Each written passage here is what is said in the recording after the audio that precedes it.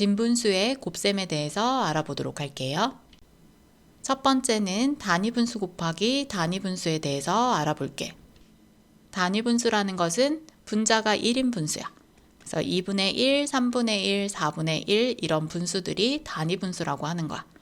이 단위분수와 단위분수를 곱할 때는요. 분모끼리 곱해주고요. 분자끼리 곱해서 계산을 해주는 거야. 그럼 먼저 분모를 곱해주면요. 3 곱하기 2가 되고요. 그 다음에 분자끼리 곱하면 1 곱하기 1이 되면서 6분의 1이 될 수 있는 거야. 자, 그럼 이 계산 결과는요. 처음에 있는 이 수보다는 항상 작을 수밖에 없어. 3분의 1 곱하기 2분의 1이라는 것은 전체 3개 중에서 하나만큼을 먼저 구한 다음에 이 중에서 또 2분의 1만큼을 구하라는 거야.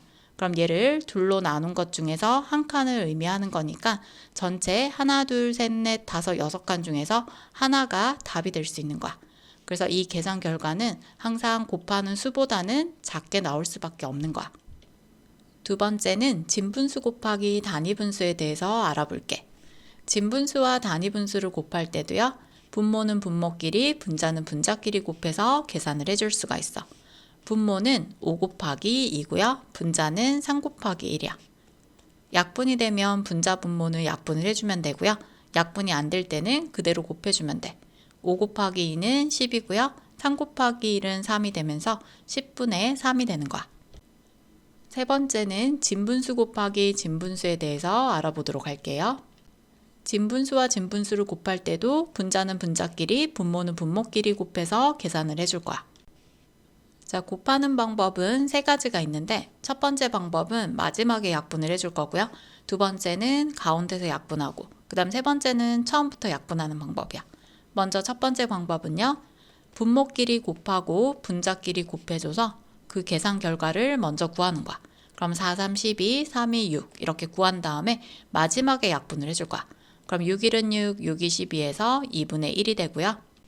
두 번째 방법은 분모끼리 곱하고 분자끼리 곱해준 다음에 여기서 약분을 해줄게. 그럼 3일은 3, 3일은 3, 2일은 2, 2는 4에서 2분의 1이 되고요. 그 다음에 세 번째 방법은 여기서 약분을 해주는 거야. 자, 3일은 3, 3일은 3, 2일은 2, 2는 4 약분해주면요. 똑같이 2분의 1을 구할 수 있는 거야. 네모안에 알맞은 수를 써넣어 보도록 할게요. 2분의 1 곱하기 4분의 1은요. 분모끼리 곱하고 분자끼리 곱해주면 돼. 그럼 2 곱하기 4는 8이 되고요. 1 곱하기 1은 1이 되면서 8분의 1이 되는 거야. 진분수 곱하기 단위분수를 계산하려고 합니다. 네모안에 알맞은 수를 써넣어 보도록 할게요. 분모는 분모끼리, 분자는 분자끼리 곱해주는 거야. 약분이 안 되면 그대로 곱해서 7, 3, 21분의 4가 되는 거야. 5분의 3 곱하기 2분의 1에서 분모끼리 곱하면 5 곱하기 2, 분자끼리 곱하면 3 곱하기 1이야.